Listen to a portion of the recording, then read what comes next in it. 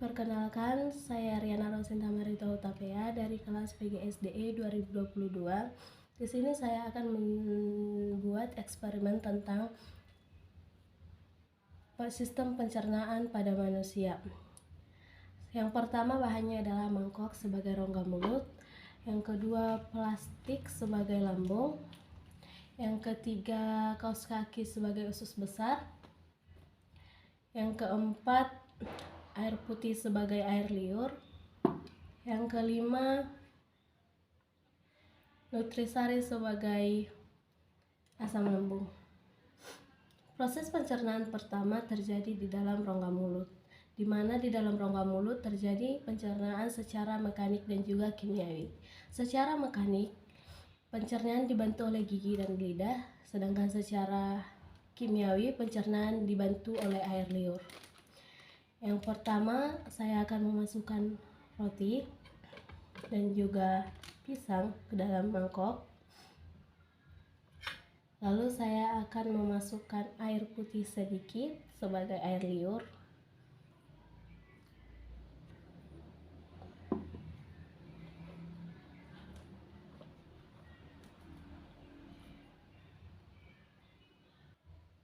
Di dalam mulut, makanan akan dikunyah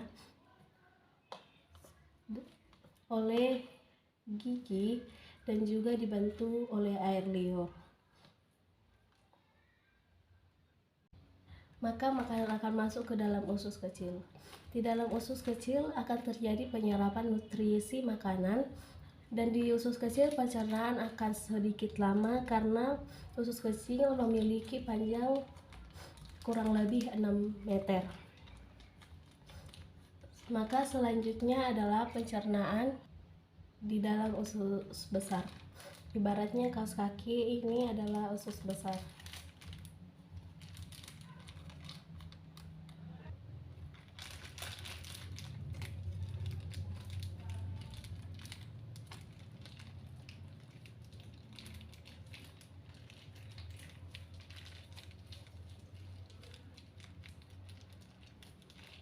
Di dalam usus besar, makanan akan dibusukkan. Selain dibusukkan, dalam usus besar juga terjadi penyerapan air.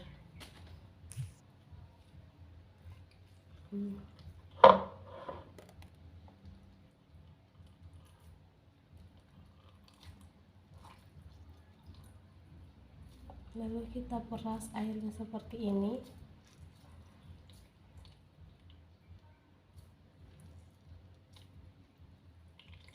Dalam usus besar, sisa-sisa makanan nanti akan dibusukkan.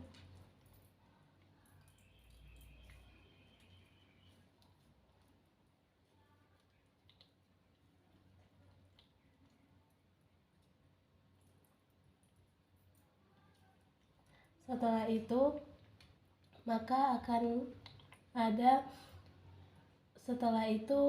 maka tahap akhir dari pencernaan manusia adalah makanan yang dibusukkan tadi akan dikeluarkan melalui anus.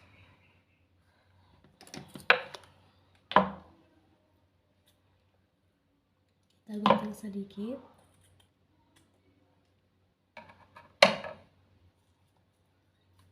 Ini adalah tahap akhir dari pencernaan manusia, di mana kita akan mengeluarkan sisa-sisa makanan melalui anus.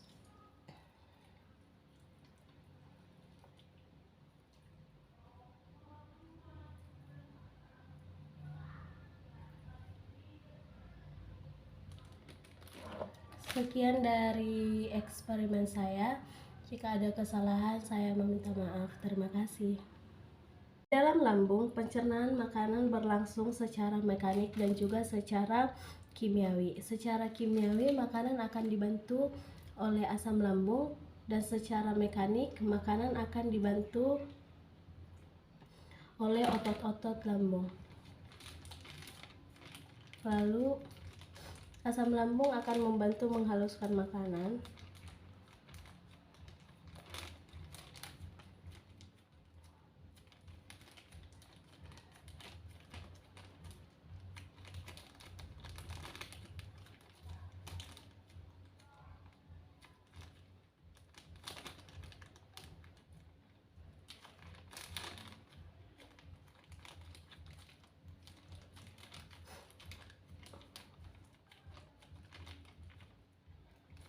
Lalu setelah makanan selesai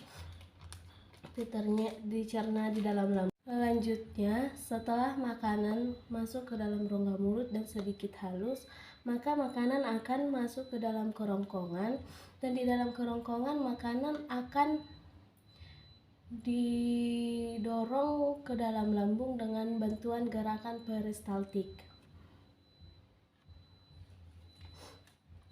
Maka makanan akan didorong ke dalam lambung. Ibaratnya plastik ini adalah lambung.